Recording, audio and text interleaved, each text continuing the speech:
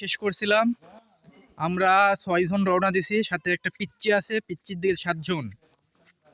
সুন্দরবনের ভেতরে ঢুকতেছি আমরা। সুন্দরবনটা ভয়ঙ্কর লাগতেছে, তারপরও একটা এক্সট্রা একটা এনার্জি কাজ করতেছে। আমি তো 7-8টা অর্ডার করেছি।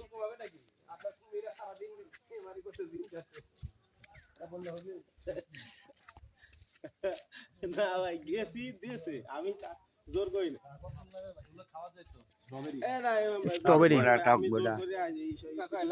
টক বোড়া লাস্টে চাইছি বলে আমি অর্ডার করি। খাইতে টক লাগে, হ্যাঁ মজা লাগে তো, পাতা উঠে ওর ভিতর থেকে।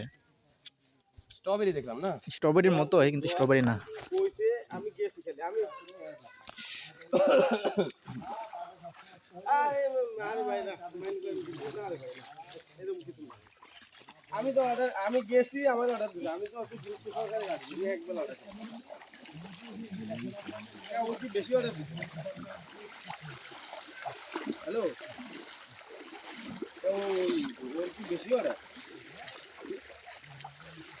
অর্ডারে তো দেয় না পার্টি, তাহলে অর্ডার পাইছি তুমি অবস্থা ওডি তো রিফাত ভাই একটু তাকান, বলেন কেমন লাগতেছে এই এলাকাটা?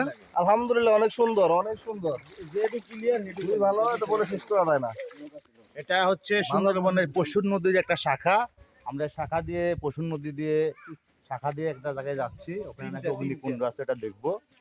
তো ঠিক আছে, সবাই ভালো থাকবেন। রিফাত ভাই পিছনের দিক